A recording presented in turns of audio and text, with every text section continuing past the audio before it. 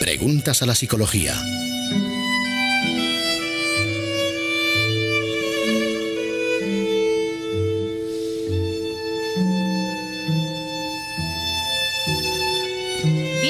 De la noche, señores, es que esta mujer y yo, Pilar Muñoz, hablamos fuera de micro, hablamos dentro de micro, a nuestros y en oyentes, medio del micro. Claro, a nuestros oyentes obviamente quieren escuchar a Pilar hablar. Bueno, pues eso de los temas que nos trae cada día temas. No les interesa en absoluto lo que tratamos tú y yo, Pilar, fuera de micrófono, así que vamos al grano. Vamos al grano. Vamos a comenzar o a seguir, mejor dicho, porque esto es una segunda parte, es una continuación del tema que César Vidal y tú tratabais el jueves pasado. Estamos hablando del estrés en la mujer. El jueves antepenúltimo. El jueves antepenúltimo. Estrés en la mujer, efectivamente, el estrés en la mujer.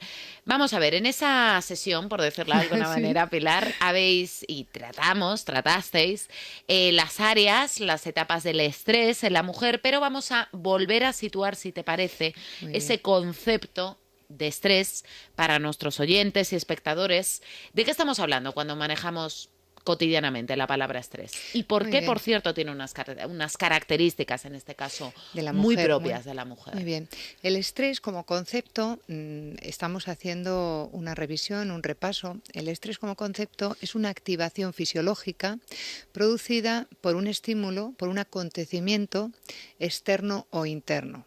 Es decir, que un pensamiento puede ser, por ejemplo, las personas obsesivas, ese pensamiento es interno y verdaderamente si es obsesivo, es decir, está muy presente y es muy intenso, puede producir estrés. Entonces es una activación fisiológica provocada por un acontecimiento, una circunstancia interna o externa. Bien, ¿se queda ahí? No. Moviliza unas emociones. Unas emociones que pueden ser de tristeza, de miedo, emociones, no sentimientos, que son mucho más profundos y conectados con las ideas. Ya tenemos la activación fisiológica, ya tenemos la activación emocional y después viene la conducta. La conducta o la parte del comportamiento observable. Bien. Entonces hemos dicho que es una activación fisiológica. ¿Qué activación fisiológica es propia en la mujer? Sobre todo, fundamentalmente, tres situaciones orgánicas, fisiológicas, propias de la mujer, que es la menstruación, el embarazo y la gestación, que es lo mismo, y la menopausia. Entonces, esas situaciones, que son un acontecer hormonal, provoca una serie de reacciones de acomodo, o incluso si se perpetúan de agotamiento, porque el estrés tiene sus fases. La fase de reacción, la fase de resistencia y la fase de agotamiento. Entonces, si se perpetúa ese tipo de estímulo que no llega a volver a reequilibrar el organismo, ¿qué ocurre? Pues que la persona entra en un estado patológico. Entonces vimos, esto creo que ha quedado lo que es el encuadre de lo que es el concepto estrés. Hemos visto que hay tres situaciones, como hemos dicho, la menstruación, y vimos el síndrome premenstrual, vimos también el síndrome de la menopausia, estuvimos viendo el síndrome del nido vacío y nos quedan varios enfoques estresantes propios de la mujer. Pero uno conectado directamente con el estrés fisiológico es el embarazo. ¿Qué situaciones estresantes generan en la mujer el embarazo? Bien. El embarazo, la primera situación. El embarazo es un proceso absolutamente natural. ¿Está claro? Pues no. No, precisamente porque no está claro, genera estrés. Porque se ha desnaturalizado. Entonces, el proceso del embarazo no empieza en el momento de la gestación, sino ahora mismo las mujeres programan con calendario en mano cuál es el momento oportuno, idóneo del embarazo. Entonces es un parto mental, no un parto físico. El momento oportuno te refieres a, digamos, medir en su propia vida, bueno, ahora es un buen momento para quedarme embarazada porque económicamente, laboralmente y emocionalmente puedo, o te refieres más a medir las fechas para quedarte embarazada? No, estoy midiendo el estrés que produce esa planificación tan premeditada, tan poco espontánea. Claro, la gente dirá, bueno, es que la situación ha cambiado. Efectivamente, yo no lo discuto. Pero lo que estamos viendo es que esa situación de cambio no siempre es a mejor, sino que en la mente de la embarazada o de la preembarazada genera una angustia anticipatoria. Hemos dicho que es un proceso que se ha desnaturalizado. ¿Por qué? Porque los hijos antes se tenían por cuestiones económicas o por cuestiones sociales. Necesitaban mano de obra las familias o necesitaban herederos para heredar el linaje o la herencia. Todo eso ha cambiado, afortunadamente. Pero ahora no es que haya mejorado la situación. Ahora necesita el hijo, la venida del hijo necesita cubrir el bienestar psicológico, sobre todo de la madre. Y esto es bueno para la madre, pero produce un amor asimétrico. Es decir, la relación de la embarazada con el hijo tiene que ser desde el primer momento un amor simétrico. ¿Cuál es el primer desencadenante estresante, anómalo, asimétrico? Es en esa planificación, en ese proceso duro, penoso, angustioso de cuándo, pero es una lucha contra el reloj biológico de la mujer. Sería el momento, me apetece muchísimo, pero no puedo. Bien, eso produce una angustia muy interior. Entonces vamos al amor asimétrico. Es una renuncia al hijo por amor al hijo. Te explico.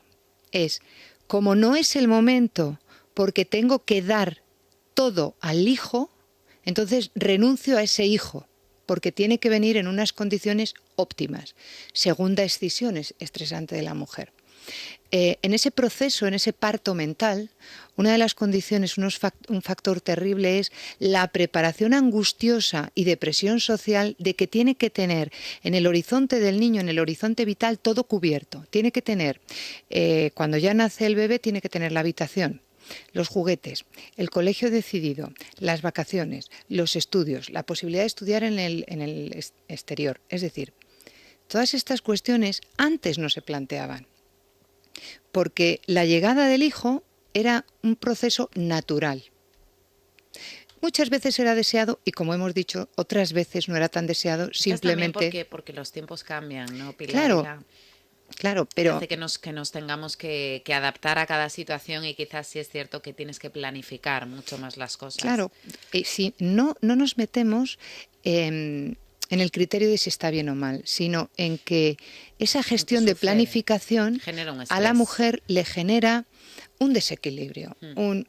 Ahora es el momento, ¿cuál es el momento? Y sobre todo, para ese bienestar psicológico que has apuntado ligeramente, con la llegada del hijo, la mujer intenta cubrir sus expectativas sociales, personales, vitales, sanar una pareja, y proyectar... Eso es un gran error desde mi punto de vista. Si quieres, ahora entramos. Y proyectar unas carencias afectivas de la propia biografía de la madre. Bueno, es que si yo tengo un varón, es que le voy a comprar un Scalextric, el padre. Bueno, es que si tengo una niña, es que quiero que estudie ballet porque ha sido lo que siempre a mí, madre, me ha gustado.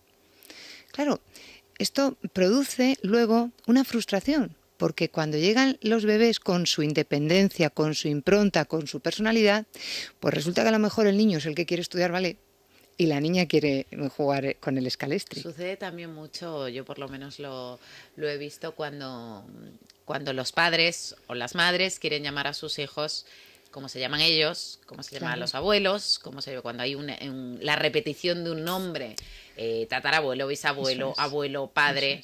Y el niño tiene que continuar también con esa tradición y sí es cierto que en muchas ocasiones se producen... Tensiones. Sí. Tensiones, porque bueno, ahí motivo más de estrés. Claro, ahí tenemos otro. Porque proyectan en la pantalla del nuevo ser toda una serie de anhelos que son propios de ellos, pero no del niño. Bueno, vamos a continuar. Siguiente situación que le produce escisión a la mujer. La mujer que se queda embarazada, que va a ser madre y que además es trabajadora, se produce una dualidad y es que ella ha conquistado un mundo frío, racional, laboral, donde tiene una proyección, donde tiene que mantener un statu quo de una presencia muy dinámica, muy de rendimiento, muy positivista. Pero anhela una parte muy natural de ella, muy femenina, que son las necesidades y las capacidades de cariño, de ternura, de amor, Y ese referente, es decir, el embarazo para ella es la batalla entre lo referente humano, que es el bebé, y el vínculo de amor simétrico, que es el bebé, y esa escisión de no quiero dejar lo que he conquistado laboralmente. Es decir, es la escisión entre lo racional, de manera un poco simple, ¿no? Entre lo racional y lo emocional. Bien, siguiente situación que acontece. ¿Qué ocurre cuándo se establece ese vínculo de madre e hijo? Hace unas décadas se establecía cuando la mujer, al poco tiempo que se enteraba de que estaba embarazada, ya se generaba esa unión más de expectativas, más de ilusión, más mental de esa madre, ya se imaginaba ese hijo. Ahora hay un momento de fría distancia y de parón de ilusiones y de expectativas. ¿Cuál es ese momento? Hasta que aparece la diagnosis fetal. Es decir, cuando le hacen las primeras pruebas a la mamá y le dicen que es un embarazo sin preocupaciones. Entonces, la mamá decide, es decir, desbloquea esa situación emocional y dice, ahora sí que tengo que cuidar y velar. Claro, esto tiene un riesgo terrible, porque tú estás embarazada desde el primer momento de un ser humano, con las características que sean. Y hoy, por cierto, es el día del síndrome de Down. Entonces, ese vínculo simétrico lo tienes que generar desde el primer momento, no desde la certeza y el rigorismo científico de que te va a venir un ser que tú consideras ya en tus ilusiones maravilloso.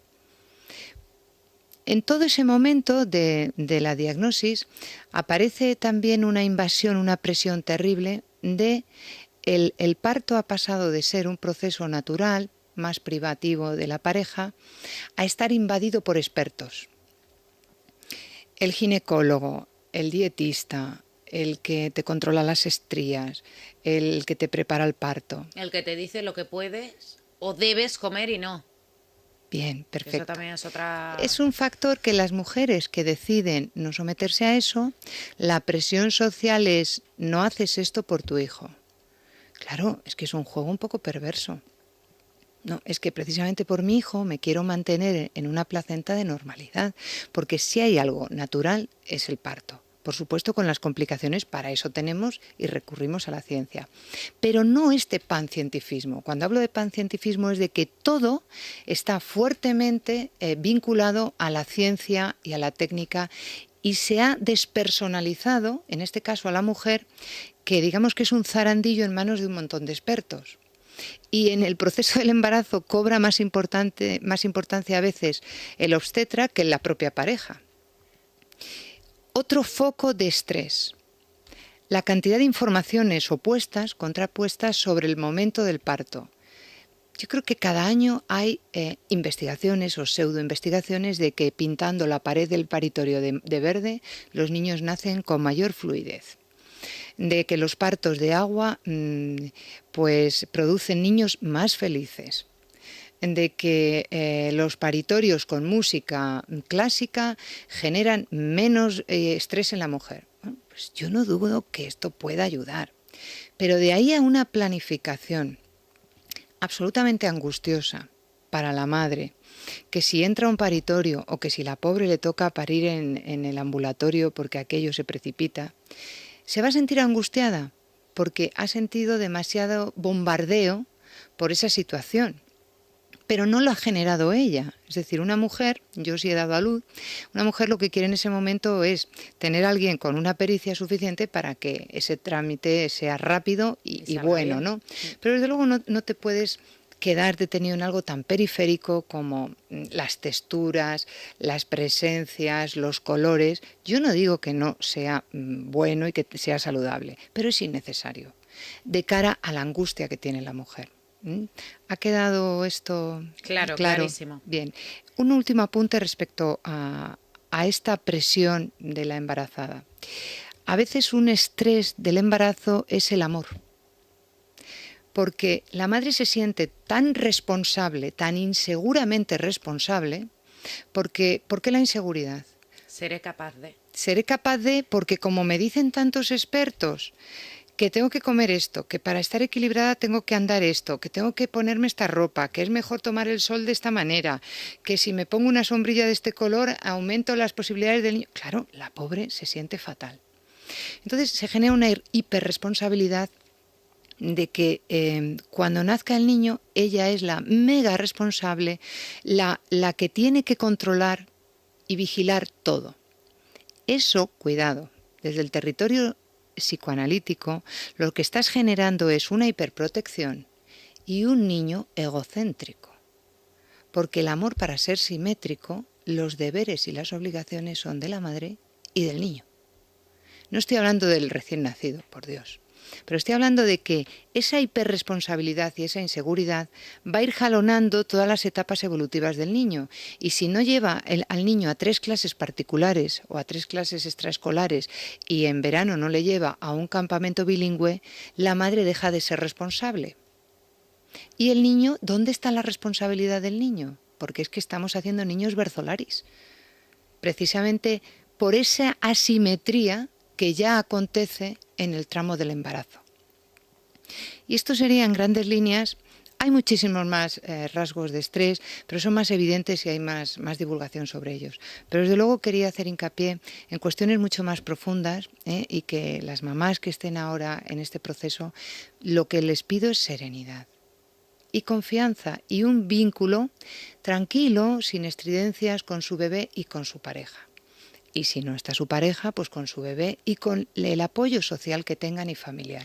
¿Qué podemos decir a aquellas personas? Porque sí es cierto que en mi caso, yo lo he visto en varias ocasiones, lamentablemente, te lo dije antes, porque es un error, porque las experiencias que yo he vivido siempre han acabado en un error y mal, cuando la mujer o el hombre, bueno, en este caso los dos, porque tienen que ser los dos, pero tienen un bebé un poco como una huida hacia adelante para sanar la pareja. Bueno, vamos a tener un niño porque la relación seguro que va a ir mejor.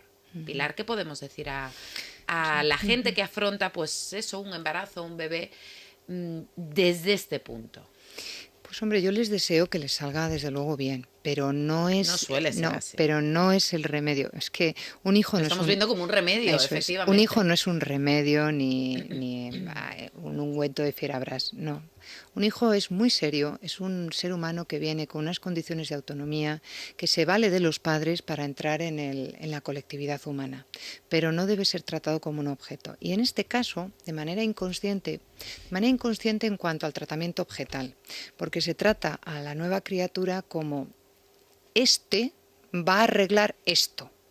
No, es que cuando una criatura nace, tiene que venir en las mejores condiciones de amor, de estabilidad, de sentimientos de 2 personas que van a ser importantes hasta el final de sus días. Que van Entre a otras ser cosas porque trae muchísimos cambios. Claro, precisamente porque ya hemos visto que el embarazo aporta a la madre per se una serie de cambios y de desequilibrios dentro de ella. Pero es que el padre también va a encontrar una cierta distancia afectiva respecto a la madre, después en el alumbramiento va a sentirse desplazado emocionalmente, luego tiene que ir generando el rol de padre en la constelación familiar.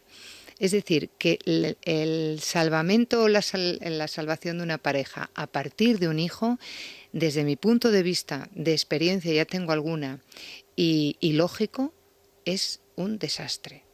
O sea, no puede ser esa la solución. La solución pasará por una mediación familiar o incluso por una separación si es que la cosa llega a tal punto. Pero desde luego un hijo, cuando se tienen las condiciones de que está la pareja en un momento crítico, va a barrenar más pronto que tarde la relación matrimonial. Pilar, eso las seguro. diferentes condiciones de estrés, estados de estrés, ¿se puede controlar de forma consciente? ¿O tú recomendarías que cuando una persona pues se ve estresada recurra a un especialista para tratarlo? Supongo que habrá niveles también. Efectivamente, dependiendo de personalidades. Una personalidad obsesivo-compulsiva con estrés, pues hombre, es urgente la terapia. Una persona, por ejemplo, con comportamientos histeriformes, muy exagerada, pues es importante la terapia. En otras personas más o menos estables, aquí todos no nos salvamos ninguno. Es decir, Desde que luego. todos tenemos rasgos, nuestras cositas, ¿eh? Pero hay personas que por su profundidad, su madurez, su apoyo social, su preparación cultural, lo pueden afrontar de una manera más directa y más individualizada ellos. Pero sí que es cierto que tienen que ser conscientes de cuáles son los estímulos estresores. En psicología se llama estresores, en la normalidad lo llaman estresantes, pero bueno, detectar. Yo siempre les digo en la consulta una mochila llena de piedras. Vamos a ver, tienes una mochila, incluso físicamente se pone la mochila cargada de piedras, ¿vale? ¿Cuál es la piedra más grande? Abre la mochila y dice, pues esta piedra que me has metido aquí es grande, ¿vale? ¿Esa piedra qué nombre tiene de estrés? Pues se llama jefe, se llama esposa, se llama colegio de mis hijos, se llama deberes de mis hijos. Entonces, eso el paciente ve, externaliza, cuál es el foco estresor. Y a lo mejor es que está maltratado, mal planteado a nivel cognitivo y a nivel emocional. Bueno, a ver qué situaciones, a lo mejor con un pequeño reajuste de horarios o de admitir una ayuda externa, la persona mejora bastante. Un estresor muy importante en hombre y en mujer es la culpa. Y eso, si el estresor importante, si la gran piedra de la mochila es la culpa, siempre, siempre se necesita terapia. Porque uno no es consciente, porque la culpa lo que lleva es como el agua estancada. No hay conciencia, hay rumiación de y esto que hice, y esto que hice, y esto que hice. Claro, ¿Cómo no se sabe. trabaja esa culpa con un paciente? Pues mira, a través primero de escuchar mucho, después de elaborar con él, lo más difícil. Es más fácil, Adriana, elaborar el perdón a los otros que el perdón a uno mismo. Cuando una persona es tan rígida y tan inflexible para no perdonarse a sí misma, normalmente tiene mucho que ver con los primeros vínculos y crianzas de las madres. Madres más autoritarias, más castrantes, generan estos sentimientos de imperfección y de baja autoestima y de escasa dignidad. Es decir, tú tienes que pensar de una manera sencilla y con una dignidad adecuada, decir, bueno, pues sí, he metido la pata, esto lo he hecho mal. Justo lo contrario de los narcisistas o de los egocéntricos, que ellos nunca hacen nada mal. Pero las personas con peor autoestima, más dependientes, más sumisas, se instalan en la culpa y no hay manera. Y es cierto que objetivamente han cometido un error, pero es que objetivamente todos hemos cometido errores. Ahora tienes que enseñar a la persona a perdonarse a través incluso del sentido del humor, de distanciarse, de ver qué es lo que ven los demás, si los demás se han quedado detenidos en ese error o han saltado, y por qué ellos mismos, cuidado, que a veces el no perdonarse a uno mismo, detrás, a ver si se entiende esto, está la soberbia. La soberbia del perfeccionismo. Yo, que lo hago todo bien, no puedo reconocer delante de mí mismo que he cometido un error. Por eso me es difícil perdonarme. Si tú te lees de una manera, pues, humano, sencillo, decir, bueno, pues es que allá donde yo voy, pues de 10 cosas que hago en el día, a lo mejor, con suerte, una me sale bien. 9 las hago, pues así, así.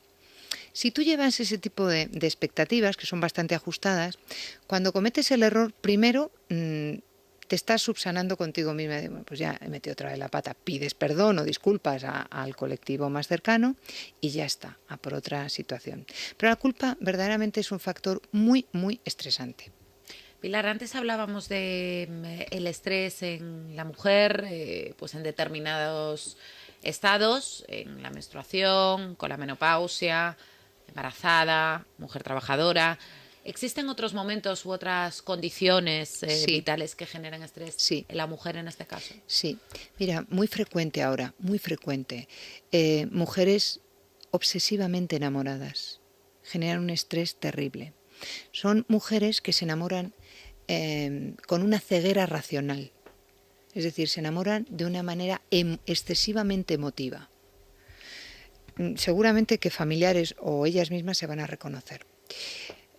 Personas que son capaces de todo, de perder su propia dignidad con tal de tener ese deseo, ese anhelo. Lo que hay detrás es una ilusión desmedida y una desestructuración de las expectativas. He encontrado el amor de mi vida. Bien, cuando el microsistema, que es la familia, le dice, creo que te estás equivocando, y le da consejos. El consejo a las personas obsesivamente enamoradas les genera muchísima tensión y las imanta más a seguir perpetuando esa relación. ¿Qué tipo de personas son? Son aquellas mujeres, no personas, porque hemos dicho, estamos enfocando sobre todo en las mujeres, mujeres que ante la nueva relación son ellas las que siempre inician la llamada, y no una llamada, sino muchas llamadas y muchos correos. Incluso se presentan en el trabajo o en el sitio de ocio de la persona, del enamorado. Se hacen presente en su esfera de aficiones. A mí también me gusta la caza y el fútbol y lo que sea, y la pesca. Se hacen presente en el mundo relacional del enamorado, de sus amistades, de su familia. No tienen fechas ni horas en el reloj. Si le llama a la otra persona, pierden la dignidad y se pueden levantar de la cama y acudir con la otra persona a lo que en ese momento quiera. Se rinden ante los gustos y los deseos de la otra persona, por muy escabrosos que sean, incluso deseos sexuales anómalos. Incluso otra situación, tienen gastos y regalos excesivos. Todo esto obviamente llevado al extremo, porque sí es cierto que en un periodo... Y no tan al extremo. Pregunto, en una etapa inicial, por decirlo de alguna manera, todos estamos cuando nos enamoramos, pues más, ay, le gusta, bueno, pues voy a intentar que también me guste a mí para tener algo de lo que habla. En fin, este tipo de cosas que suelen prolongarse durante un periodo corto. Sí, pero no es lo mismo, Adriana. Tú estás hablando del episodio inicial dice Unamuno, de imbecilidad transitoria. Efectivamente. No. Estas mujeres normalmente son ellas las que caen ciegamente rendidas, pero ellos no. Es decir, que el problema lo tienen una falta de criterio, de lógica, porque son pura emoción, no sentimientos, porque los sentimientos son muy periféricos. Porque si tuvieras sentimiento, que está muy enganchado a las ideas, tendrías que, con reposo y con lógica, decir, bueno, vamos a ver, a mí me está diciendo que le tengo que hacer la compra y además que le tengo que comprar caviar y no sé qué y no sé cuánto.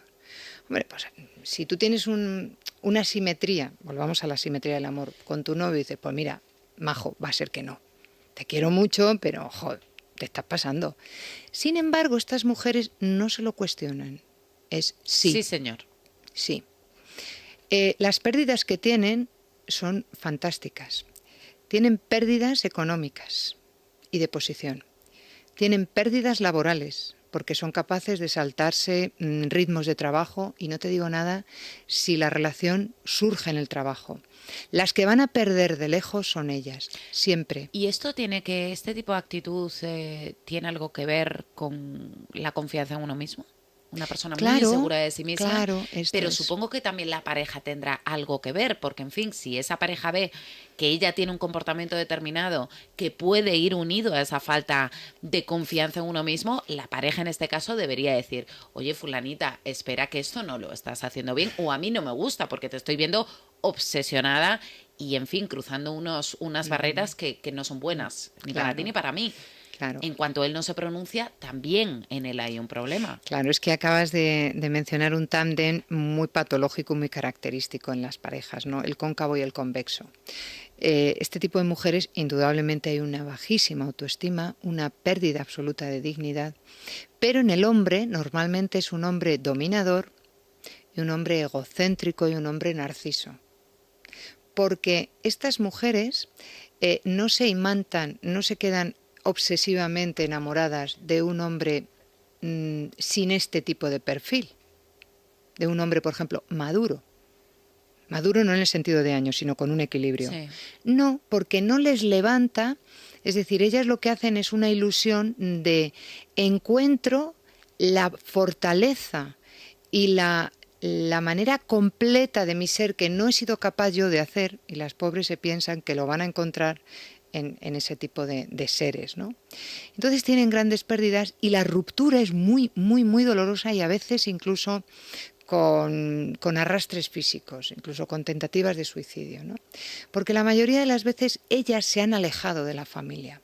Es muy, muy típico, y seguramente que si hay personas que nos están oyendo, cuando aparecen mujeres obsesivamente enamoradas, siempre terminan diciendo, no me controles, es mi vida, yo sé muy bien lo que hago, no te tienes por qué meter, es que le tienes manía, es que eres un egoísta, a su madre o a su padre, O a sus porque lo que amigos. quieres, efectivamente, es tenerme aquí a tu servicio. Están muy equivocadas, pero lo que les pido, si hay familiares que están alrededor de estas personas, es que nunca, nunca deshagan los lazos con ellas, porque más pronto que tarde eso se va a terminar. Volverá. Y las pérdidas, muchas de ellas son pérdidas laborales, pérdidas de exclusión social, porque la etiqueta moral de desviada y de fresca y de todo lo que queramos, por mucho que estemos en el siglo XXI, pero a nivel laboral, si los dos pertenecen al mismo entorno, la que tiene más pérdida y más exclusión y más chisme y más cotilleo es ella. Si se queda embarazada va a estar sola, va a caminar sola. Entonces son unas pérdidas muy importantes que le va a generar muchísimo estrés y mucha patología. Recomendación, no para que me vengan a ver a mí, sino para que vayan a ver si están en estas condiciones cualquier mujer. Es necesario, lo dice la doctora Laura Gutman, es necesario una terapia urgente. Porque si no, pueden entrar en otras patologías más serias. Como por ejemplo. Pues hombre, una depresión más endógena, en una idea muy fija de suicidio, en una anestesia total de sus afectos, de bueno, pues yo, después de este señor no hay nadie, con lo cual se estrechan sus horizontes vitales, porque no dan oportunidades a otras personas de amor o a otras características de la vida, a que sean capaces de desarrollar más capacidades y sobre todo a encontrar quiénes son ellas. Y ellas son personas. Y la estupidez, perdóname Adriana, de encontrar la media naranja, aquí de medias naranjas nada. Aquí somos cada uno de nosotros naranjas enteras. Y una frase que nos gusta decir en la consulta a la compañera de mí es, cuando tú seas tú y yo sea yo nos encontraremos. Entonces, estas mujeres no son yo. Y el tú está absolutamente hipertrofiado. Entonces no puede haber un nosotros. Pero es que esto es de cajón. Entonces lo que hay es un abuso por parte de uno y un sufrimiento enorme por parte de otras. Además, con el mensaje preconsciente de, no, si yo lo voy a cambiar, si yo me esfuerzo más y me arrastro más y me someto más, lo voy a cambiar. Error. Ella sí está cambiando. Estás alimentando a un monstruo y al final el monstruo te puede. Supongo que en estos casos el proceso de recuperación también es duro. Es largo. Es largo, porque llegan a la consulta con una especie de pseudoanestesia y además está en el feedback de ellas, la presencia de la comunicación de él. Y Pilar, porque está claro que vosotros los profesionales lleváis a cabo unos métodos concretos, los que sean, pero para la gente que nos esté escuchando, que se vea reconocida, ya no porque sea esa mujer la que padezca esa obsesión llevada al extremo y por supuesto pues mala para su vida, para su día a día, para su rutina. Sobre todo un mensaje dedicado a esa gente que le rodea, a sus padres, a sus hermanos, a sus amigos. ¿Qué pueden hacer ellos? Bien. Por supuesto, estar ahí siempre porque volverá en algún momento. Una vez que vuelve esa mujer machacada, ha fallado, esa pareja se ha roto, ¿qué pueden hacer la gente que lo rodea? Bien, como regla de oro, no hablar, no hacer refuerzos encubiertos. Refuerzos encubiertos es que cuando ya ha pasado la situación, volvemos a ella de manera profética o machacona, ya te dije yo que no, porque eso perpetúa el ser obsesivo. Y bueno, esta vez no he tenido suerte, pero la siguiente vez ya verás cómo sí. Y si están en la fase y tienen la esperanza los padres de que eso se frene, jamás dar consejos, jamás del estilo de, hija, ten cuidado, que esta persona yo veo que no, jamás, porque hemos dicho que eso es precisamente el imán para que siga. Es justamente preocuparse por ella y su estabilidad emocional. Anda, pues te gustan muchísimo las judías que te he preparado. Oye, ven cuando quieras a comerlas. Porque le das espacio a ese yo que se está desmoronando. Y entonces ella, cada vez que tenga una crisis y cada vez que se dé cuenta, porque el ser humano no pierde su dignidad, aunque sea muy machacón y se empeñe en ella, pero hay lucecitas de que te dicen por aquí estás mal. En el momento que esté mal, sí se va a acordar de esa frase de mi madre, mi hermana, mi cuñado me puso unas judías y me dijo, oye, qué bien que te las estás comiendo con gusto, y entonces va a volver ahí, porque no hubo crítica, porque no hubo juicio de valor, porque hubo una mano abierta, sin consejos que son buenos para el que tiene la lógica, pero hemos dicho que a estas personas les está fallando la lógica. Entonces, cuidado, porque es un grupo de muchísimo riesgo de estrés, no solamente de estrés mientras están viviendo esa vorágine, que no lo disfrutan. No, es una especie de masoquismo que activa, no lo disfrutan, pero después se enganchan con patología.